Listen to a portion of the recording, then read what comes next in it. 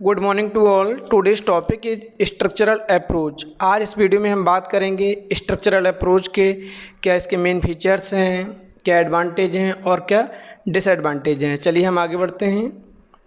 जब हम बात करते हैं स्ट्रक्चरल अप्रोच की तो इसको हम नोन एज न्यू अप्रोच, इसको हम न्यू अप्रोच भी कहते हैं और ओरल अप्रोच, हियरिंग और स्पीकिंग।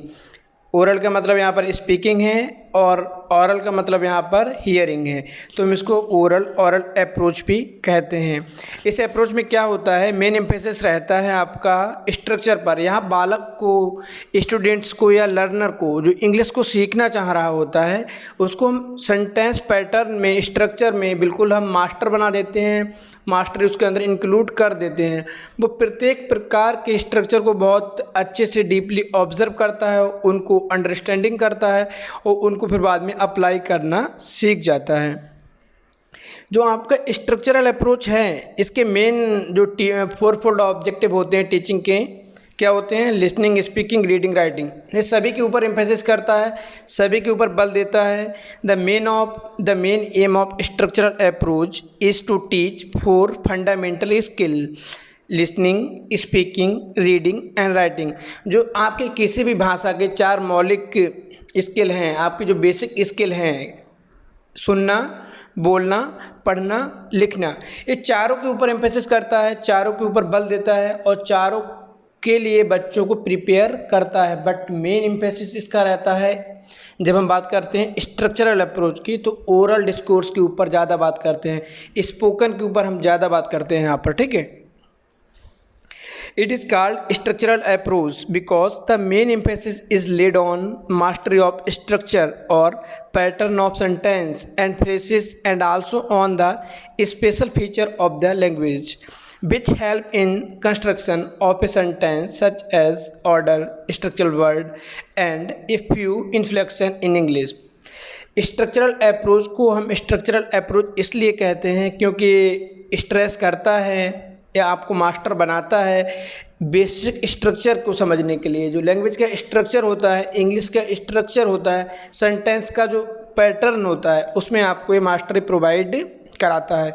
यहाँ पर आपको सेंटेंस का पैटर्न समझ में आता है। फॉर एग्जांपल, पहले सब्जेक्ट आएगा, फिर हेल्पिंग वर्ब आएगी आपकी, फिर वर्ब आएगा आपका, फिर ऑब्जेक्ट आएगा, उसके बाद कॉम्प्लीमेंट के साथ हम कंप्लीट कर देते हैं, ठीक है। तो यहाँ पर ये आपको मास्टरी प्रोवाइड कराते हैं सेंटेंस के पैटर्न में, फ्रेसेस में, और इस पे जो लैंग्वेज के और स्पेशल फीचर होते हैं उन पर भी आगे बहुत ज़्यादा स्ट्रेस देते हैं।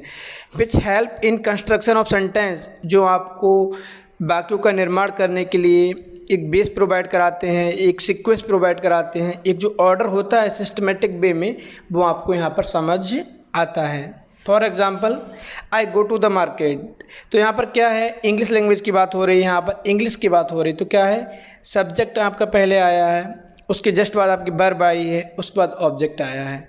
लेकिन जब हम इसी सेंटेंस की बात मदर टंग में करते हैं, किसी दूसरी भाषा में करते हैं, तो यहाँ पर आप देख रहे होंगे मैं बाज़ार जाता हूँ, तो इसमें क्या है, सब्जेक्ट पहले आया है आपका, उसके बाद आपका ऑब्जेक्ट आ गया है और वर्ब आपकी लास्ट में आई है। तो यही चीज़ें हैं स्ट्रक्चरल अप्रोच में। इंग्लिश के लिए आप यहाँ पर जो various form of sentence pattern हैं उनको यहाँ पर आप डीपली समझेंगे, उनको हम अप्लाई करना सीखेंगे, ओके। तो यहाँ पर जो मेन एम है आपका स्ट्रक्चरल अप्रोच का, क्या बताए थे आपको, जो 4 फंडामेंटल स्किल हैं, लिसनिंग, स्पीकिंग, रीडिंग, राइटिंग पर एम्फेसिस करता है। स्टूडेंट्स के अंदर स्पीच पैटर्न को, स्पीच हैबिट को डेवलप करते हैं। यहाँ पर क्यों करते हैं, हम बार बार यहाँ पर प्रैक्टिस कराते हैं, रिपीटिशन कराते हैं किसी भी सेंटेंस की, किसी भी वर्ड की, किसी भी फ्रेज की, ठीक है। It makes class room environment interesting and natural. ये क्लास रूम जो इन्वायरमेंट होता है उसको बहुत ज़्यादा इफेक्टिव बनाता है, बच्चों की रुचि के अकॉर्डिंग बनाता है और सब स्टूडेंट एक्टिवली पार्टिसिपेट करते हैं। ये बच्चों के अंदर it develops students interest in creating meaningful session. यहाँ पर मीनिंगफुल सिचुएशन को क्रिएट किया जाता है, ठीक। अब आपके हैं ब्रिंगटन के अकॉर्डिंग एक डेफिनेशन है आपकी जो स्ट्रक्चरल मेथड को डिफाइन करते हैं। क्या कहना चाहते हैं वो, structural approach is a scientific study of fundamental structure of the English language, their analysis and logical arrangement. Structural approach आपका एक साइंटिफिक या वैज्ञानिक विधि के तहत एक पैटर्न है, किस तरह से हम सिस्टमेटिक वे में सबसे पहले सब्जेक्ट को लाएंगे, फिर हेल्पिंग वर्ब को लाएंगे, फिर वर्ब को लाएंगे, फिर ऑब्जेक्ट को लाएंगे। इस तरह से आपको इंग्लिश का स्ट्रक्चर यहाँ पर सीखना है, उसका एनालिसिस करना है और उसका जो लॉजिकल अरेंजमेंट है वो किस तरह से हमको वहाँ पर फिट करना है। तो स्ट्रक्चरल अप्रोच के बाद आपके स्टूडेंट्स, आपके विद्यार्थी के अंदर एबिलिटी आ जाती है वो कुछ सेंटेंस के स्ट्रक्चर को एक लॉजिकल अरेंजमेंट में फिट कर पाएँ। लॉजिकल अरेंजमेंट क्या होता है? सब्जेक्ट, हेल्पिंग वर्ब, ऑब्जेक्ट और कॉम्प्लीमेंट। ठीक है। C.S. भंडारे के द्वारा कहा गया है, the structural approach to English is teaching the learner certain selected structure in a certain order. C.S. Bhandare के द्वारा कहा गया स्ट्रक्चरल अप्रोच, जब हम इंग्लिश में स्ट्रक्चरल अप्रोच की बात करते हैं तो बच्चे को, लर्नर को यहाँ पर जो एक पहले से पूर्व निर्धारित स्ट्रक्चर होता है उसकी नॉलेज देना, क्या सीक्वेंस रहेगा, किस तरह हम वर्ड को फिट करेंगे, क्या हमारी वहाँ पर जो सेंटेंस का पैटर्न रहेगा इसकी नॉलेज यहाँ पर देना है। दोनों डेफिनेशन को हम जस्टिफाई करेंगे तो क्या होगा, यहाँ पर स्टूडेंट्स को हम sentence structure are more important, बच्चे को हमको सेंटेंस स्ट्रक्चर को बहुत डीपली समझाना है जिससे कि वो आगे के फेस में कभी भी सेंटेंस पैटर्न को लेकर भ्रम में ना आए और बहुत जल्दी उन सेंटेंस पैटर्न को समझ पाए। ओके, अब हम बढ़ते हैं आगे कि स्ट्रक्चर की जब हम बात करते हैं, स्ट्रक्चर क्या है? स्ट्रक्चर आपका अरेंजमेंट ऑफ वर्ड्स है, उनको हम एक सीक्वेंस में लगाते हैं जो मीनिंगफुल रहते हैं, आपकी एक मीनिंग आपको प्रोवाइड कराते हैं। ठीक है। स्ट्रक्चर क्या है? जो आपके वर्ड्स होते हैं उनका लॉजिकल अरेंजमेंट है, सिक्वेंटली अरेंजमेंट है। Okay. Language have their own structure, प्रत्येक भाषा की एक संरचना होती है, एक उसकी सिंटेक्स होता है, एक उसका स्ट्रक्चर होता है। मैं बाज़ार जाता हूँ, ये हिंदी भाषा का स्ट्रक्चर है, सबसे पहले आपका सब्जेक्ट आया, फिर आपका ऑब्जेक्ट आया, फिर आपका वर्ब आया। जब हम बात कर लेते हैं इंग्लिश की, आई गो टू द मार्केट, तो यहाँ पर चेंज हो जाता है स्ट्रक्चर आपका। तो प्रत्येक भाषा की तरह इंग्लिश भाषा का भी अपना एक स्ट्रक्चर है। अब हम यहाँ पर स्ट्रक्चर देख लेते हैं, वर्ड आपके सेम हैं लेकिन सेंटेंस यहाँ पर चेंज हो रहा है। मोहन इज़ देयर, वर्ड आपके 3 हैं, सेंटेंस फॉर्मेशन हो गया मोहन इज़ देयर। अगला है आपका इज मोहन देयर, नेक्स्ट आपका देयर मोहन इज। तो आप यहाँ पर देख रहे हैं कि सेंटेंस के वर्ड सेम हैं लेकिन हम स्ट्रक्चर, जो रूट नॉलेज है आपकी इंग्लिश की, वो यहाँ पर हम देख रहे हैं कि हम 3 वर्ड से ही कई सेंटेंस को फ्रेम कर सकते हैं। तो यहाँ पर यही चीज़ें हमको बच्चे को सिखानी है कि हम किसी 3 वर्ड, 4 वर्ड या जो भी हमारे सेंटेंस में वर्ड दिए होंगे उनसे हम न्यू सेंटेंस को भी फ्रेम कर सकते हैं। ओके। अब हम यहाँ पर बात कर लेते हैं टाइप ऑफ स्ट्रक्चर कि स्ट्रक्चर कितने प्रकार के होते हैं। सबसे पहले तो हम बात करेंगे सेंटेंस पैटर्न की। जैसे सेंटेंस की जब हम बात करते हैं, सेंटेंस पैटर्न क्या होता है?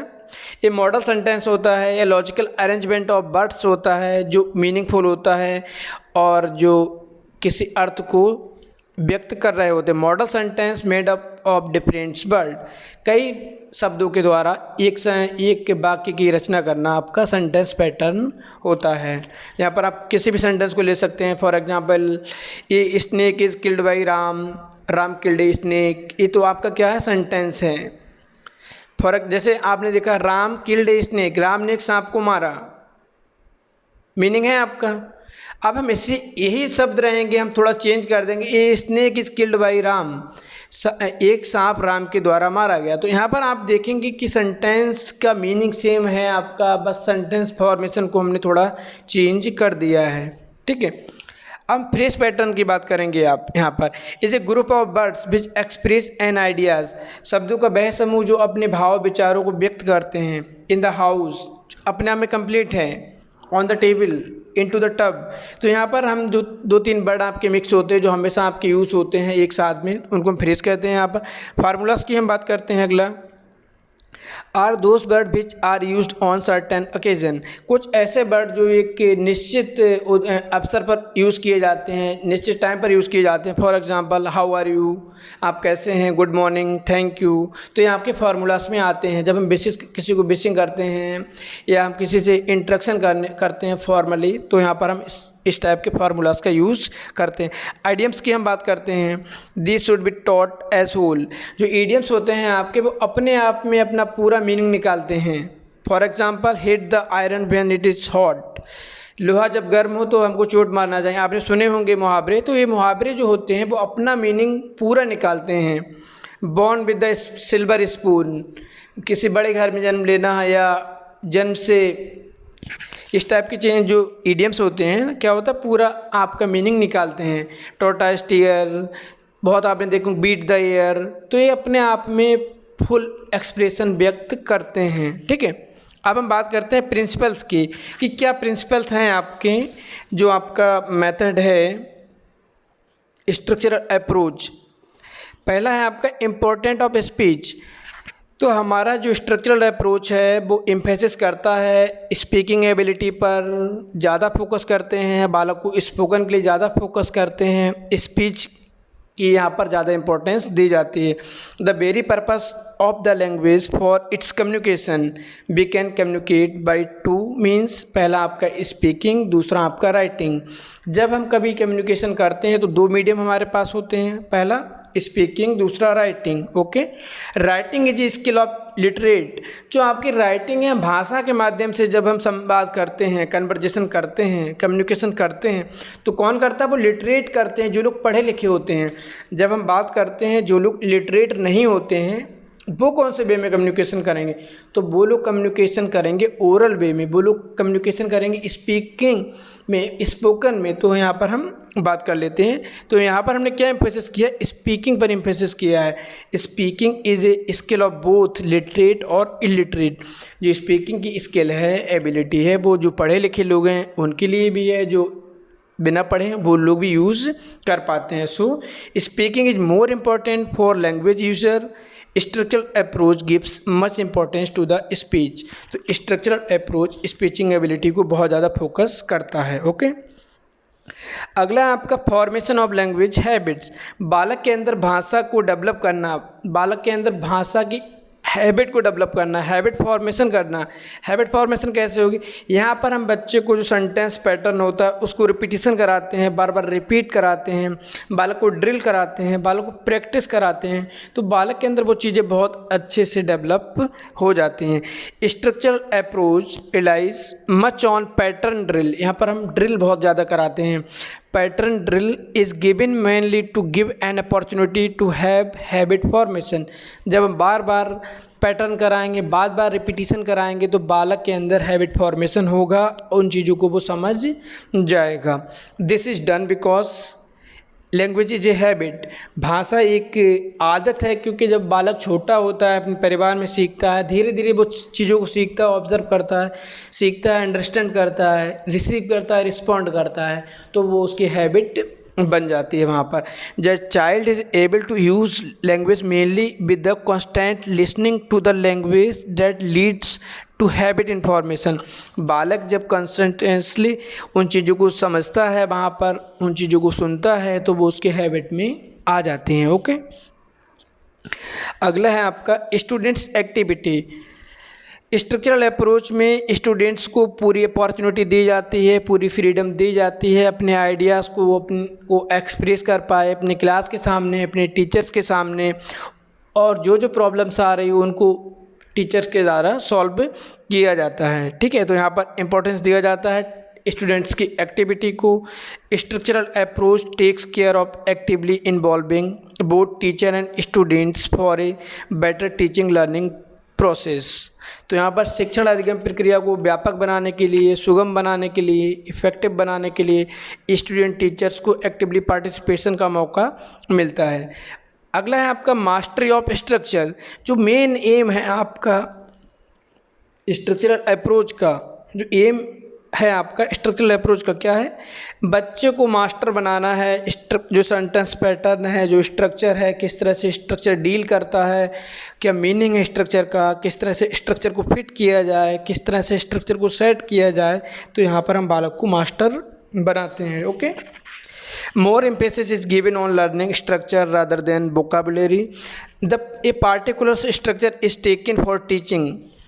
Practice on all language skill, listening, speaking, reading or writing, okay, is done by one the same structure. इसमें हम प्रत्येक बच्चे को मौका देते हैं, 1 by 1 हम उससे स्पीकिंग, लिसनिंग, रीडिंग और राइटिंग कराते हैं। मीनिंगफुल सिचुएशन टू अवॉइड, यहाँ पर हम मीनिंगफुल सिचुएशन ऐसे बनाते हैं बालक के सामने जो कंडीशन क्रिएट करते हैं, बालक इजी वे में उन चीज़ों को अडॉप्ट कर पाए।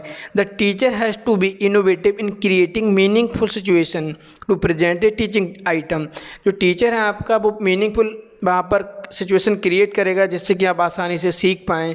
The different types of meaningful situation can be created by teacher. जो आपके टीचर हैं वो आपके सामने इस तरह के कंडीशन क्रिएट करेंगे कि आप आसानी से अपने एक्सप्रेशन दे पाएँ। वहाँ पर ड्रामा के माध्यम से हो सकता है, वो आपका प्ले के माध्यम से हो सकता है, वो आपकी स्पीच के माध्यम से हो सकता है, वो आपके स्पोकन लैंग्वेज के माध्यम से भी हो सकता है। ओके, अगला है आपका teaching 1 item of language at a time. जी स्ट्रक्चरल अप्रोच में जब हम बात करते हैं तो एक टाइम में हम केवल एक आइटम की ही बात करते हैं, ठीक है। तो यहाँ पर पहले हम क्या करते हैं, बच्चे को हम स्ट्रक्चर में मास्टर बनाते हैं, उसके बाद हम स्ट्रक्चर से बच्चे को इंट्रोड्यूस कराते हैं। चलिए हम आगे बढ़ते हैं। एडवांटेज की अब हम बात कर लेते हैं। यहाँ पर क्या एडवांटेज हैं।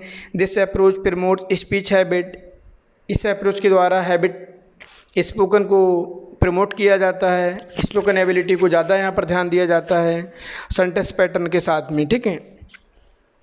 अगला रहेगा आपका oral practice ensure that students acquire proper pronunciation. Oral practice जब हम बार बार कराते हैं तो बच्चे का जो प्रोनाउंसिएशन होता है वो एक्यूरेट होता है। अगर थोड़ा गड़बड़ाता है तो हम जब प्रैक्टिस कराते हैं, जब ड्रिल कराते हैं तो हम बच्चे को वहाँ पर रोकते हैं, टोकते हैं और बच्चे को दोबारा वो करने को कहते हैं। If the teacher is innovative and create a better classroom situation, structural approach can motivate the student to the maximum.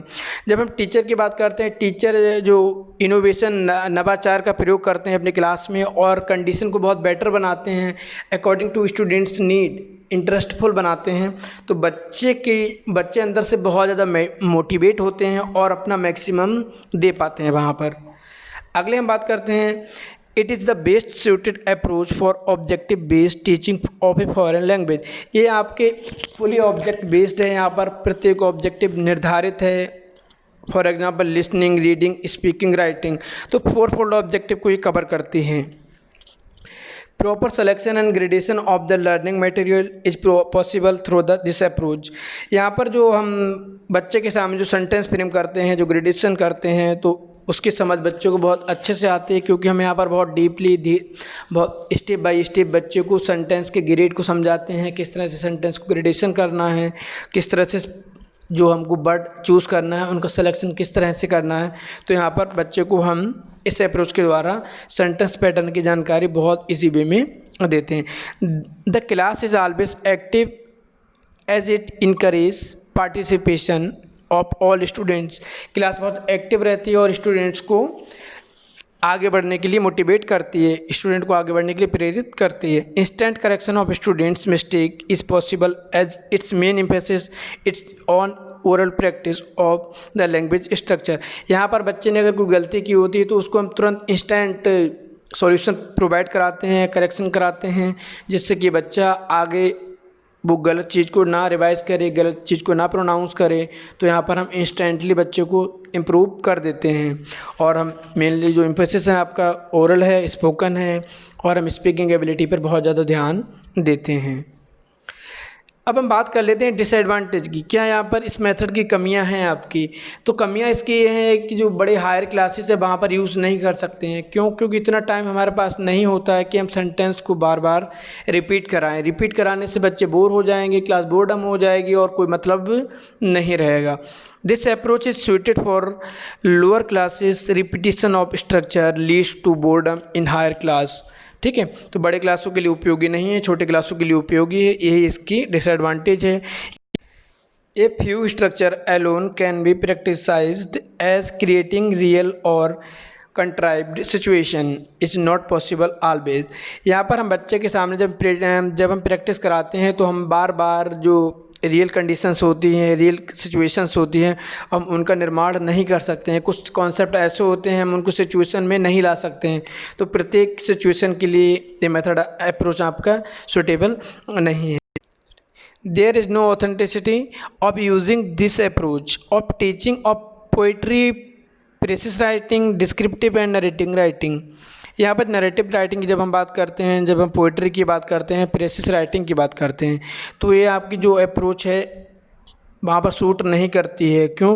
क्योंकि वहाँ पर पोइट्री प्रोज, नरेटिव, डिस्क्रिप्टिव में हम बात करते हैं तो वहाँ पर हम इतना ज़्यादा बच्चे को ड्रिल प्रैक्टिस नहीं करा पाएंगे, इतना ज़्यादा रिपीट नहीं करा पाएंगे, क्योंकि वहाँ पर ऑलरेडी बहुत लेंदी आपका पोर्शन होता है प्रोज पोइट्री का, तो बहुत टाइम टेकिंग भी होता है, तो हम उस तरह से उसको नहीं करा पाएंगे वहाँ पर। तो यह आपका पोइट्री, प्रेसिस राइटिंग, डिस्क्रिप्टिव और नरेटिव राइटिंग में सुटेबल नहीं है। Okay, complete knowledge of grammar cannot be obtained through this approach as it only touches the functional aspect of it। इसके द्वारा हम बालक को जो ग्रामर की फुल नॉलेज होती है, जो प्योर ग्रामर होती है, उसकी नॉलेज हम प्रोवाइड नहीं करा सकते हैं, क्योंकि दिस जो अप्रोच है आपका only emphasis on spoken ability, और यहाँ पर जो और अदर 3 एबिलिटी हैं आपकी लिसनिंग, राइटिंग, रीडिंग, उन पर थोड़ा कम ध्यान दिया जाता है। तो यहाँ पर ग्रामर को हम पूरी तरह से बच्चे को एक्सपर्टाइज नहीं कर पाएंगे। इट इज़ टाइम कंज्यूमिंग, इसमें बहुत ज़्यादा समय की आपकी बर्बादी होती है, बहुत टाइम टेकिंग है आपका, और सिलेबस कंप्लीशन में बहुत ज़्यादा टाइम लगेगा। It is too difficult to apply on over crowded classes. जो आपकी, जैसे हम बात करते हैं इंडिया की, तो इंडिया की जितनी क्लासें हैं ओवर क्राउडेड हैं, तो हम वहाँ पर इसको अप्लाई नहीं कर पाएंगे, क्योंकि भारत जैसे देश में किसी भी क्लास में 100 से कम संख्या नहीं होती है, तो संख्या ज़्यादा होगी, मीनिंगफुल सिचुएशन क्रिएट करने में टीचर को बहुत प्रॉब्लम होगी, बच्चों को समझने में प्रॉब्लम होगी, तो हम यहाँ पर नहीं कर पाएंगे। ओके, और क्या है इसमें एक डिसएडवांटेज ये है, यहाँ पर स्टूडेंट्स को अपनी बातों को, अपने विचारों को फुली वो एक्सप्रेस नहीं कर पाते हैं। ठीक है, थोड़ा बाउंडेशन में बंधे रहते हैं, थोड़ा हेजिटेशन रहती है। बाकी स्ट्रक्चरल अप्रोच में इतना ही।